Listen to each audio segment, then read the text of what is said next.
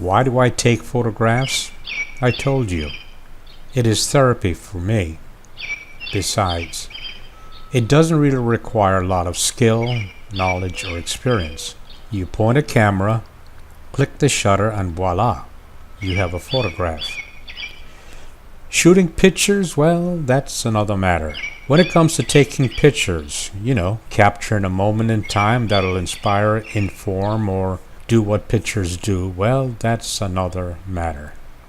Of the hundreds and thousands of pictures and videos that I have taken, I would guess that maybe 10 may have made a difference to someone.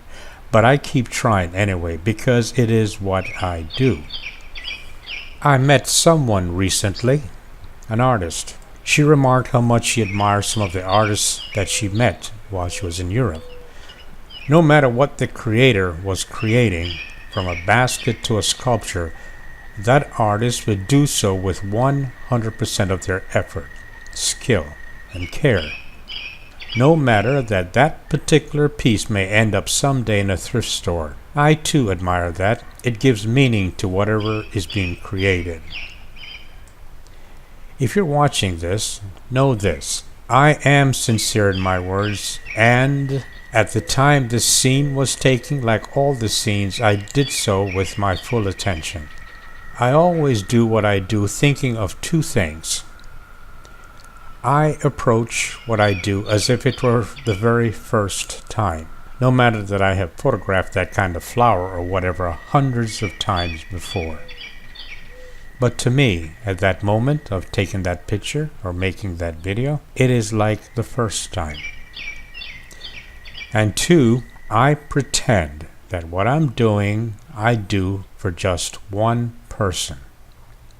A young man in the United Kingdom turned me into a believer. I made what I thought was a simple video, but apparently it had profound effects on this young man. So much so that he took the time to send me a message telling me so. It has been a while. I don't even remember the video. I do, however, know how it made me feel. It made me feel that what I do has meaning. And let's face it, everything about what we do and what we own and our relationships is all about how it makes us feel. It is all about feelings. So, why do I take photographs and make videos? Because it makes me feel good.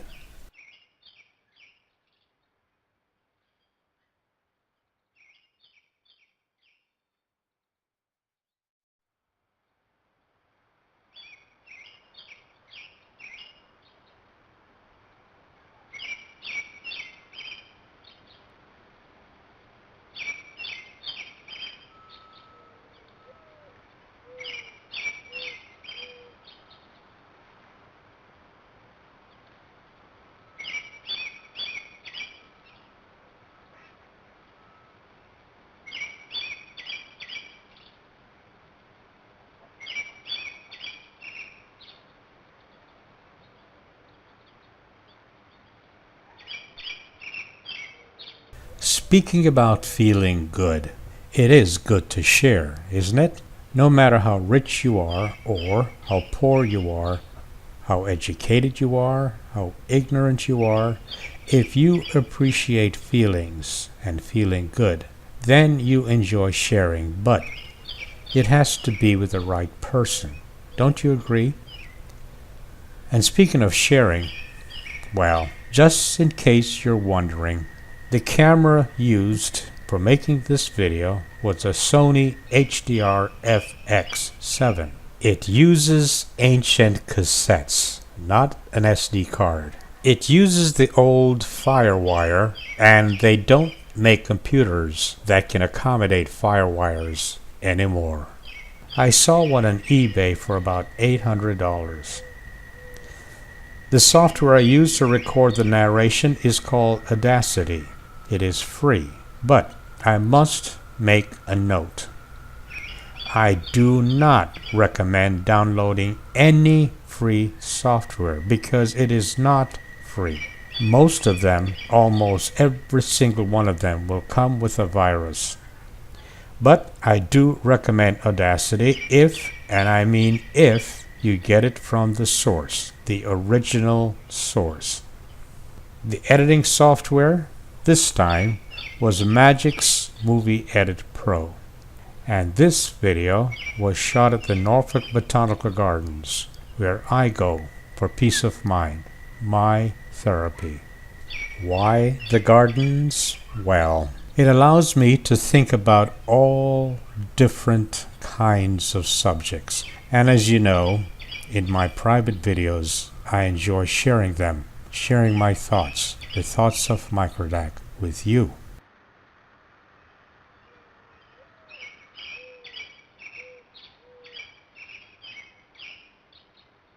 I am who I am. I try my best to be true to myself. You are who you are, and you do what you do. There really ought not to be any competition between you and I. After all, we're both unique individuals. In the simplest term, I shoot pictures. I enjoy shooting pictures of flowers. Some people enjoy looking at my pictures and some do not. In either case, it's all good. In watching TV today, I heard about a member of a rock group who will be building hospitals in one of the poorest countries in Africa. The announcer said that his action was personal and, quote, the perfect use of fame. And I thought, anybody can be famous. All that is required is to do something that is recognized for its achievement. It's all a matter of degree and the amount of people who recognize what you do. And I think the amount of people is not as important as the action itself. When a musician plays a piece of music that touches your heart, isn't that extremely important to you at that particular time and in that particular space? If I am hungry and you feed me, then you are my hero. If I wish to paint and you give me a canvas and some paint, then you are my hero, and to me, you are famous. If I need a job and you employ me, then you are famous because your action made a difference to me and my life. If you are gloomy and in a very bad mood, and my picture put a smile on your face, then for a moment I am famous. I believe that everybody has something to offer. A smile to someone who needs a smile is fantastic. A feeling from a hug can be so beautiful. I shoot pictures of flowers. If someone and seeing my picture understand how truly easy it is and decides to do what I do but do it better, that would be great. Everybody can be creative. Being creative is our nature. I think it's all about cooperation. A teacher teaches, a student learns. The student then surpasses the teacher in wisdom and applies his or her wisdom in making the world a better place. I, on the other hand, I choose to shoot pictures. You may choose to share your words of encouragement, and no one can underestimate the power of words. You open your mouth and you exercise your choice to make someone feel better or not. In either case, those words were free. Words, you see, are extremely powerful. We all know the power of words. We use words daily, either to heal or to hurt. It's all a matter of choice. Positive, encouraging, and supportive words are powerful. Words are free. As for my pictures, you're looking at them and it costs you nothing. If you like them, then I am honored. If you don't like them, then I am honored because you saw in them areas of improvement, ways to do them better, and or insight into something that warrants comments, suggestions, or improvement. So there, I win with your cooperation. By the way, I never said that I was a good writer, but I write anyway. And I open my mouth and I speak anyway.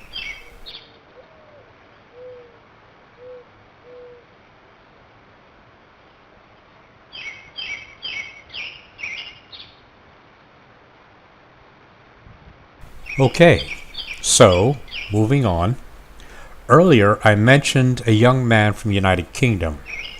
I suspect that he's a teenager now, so this message is for him and him only.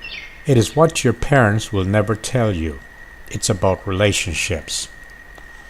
All relationships are based on needs and desires. For a relationship to work, I think there must be honesty. The problem is that word, honesty. Please, don't fall in love with an image. Love the person.